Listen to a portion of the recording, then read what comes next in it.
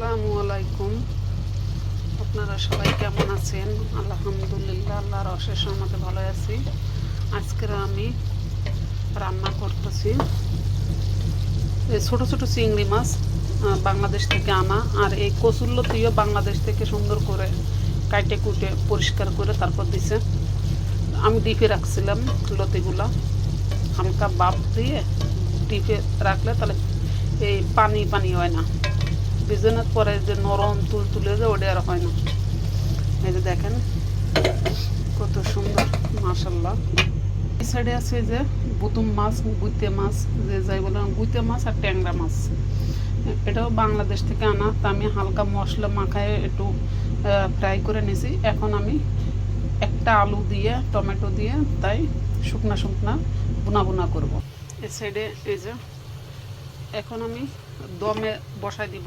এই জন্য আমি এই ডাকনার এই ছিদ্রটা বন্ধ করে দিব, তাহলে সুন্দর করে ভাপটা বসে সিদ্ধ হয়ে যাবে আর রান্নাটাও স্বাদে রূপান্তরিত করবে।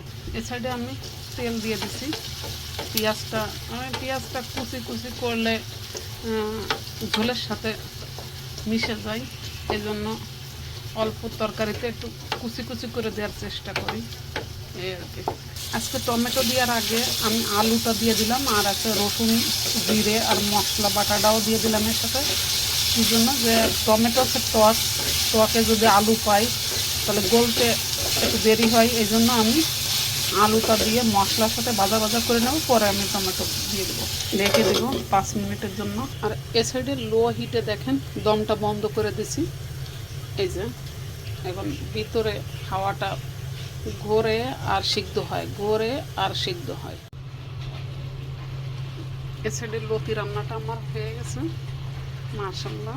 ধনে পাতা দিয়ে দিয়েছি কিছু উপর দিয়ে। দেখেন কত সুন্দর। এই যে ছোটো ছোটো দেশি চিংড়ি মাছ বাংলাদেশ থেকে নিয়ে আসছে আমার ভাই। লতিও বাংলাদেশের, ব্যাস বেজাই, মাশাআল্লাহ। আর এই সাইডে এই যে গুতি মাছ মানে বুতুম মাছ, ওটা দিয়ে রান্না হইতেছে। এ সাইডেও আমি দিয়ে দিছি বুতুম মাছ। এ সাইডে গুতি মাছটা মাশাআল্লাহ রান্না কমপ্লিট হয়ে গেছে।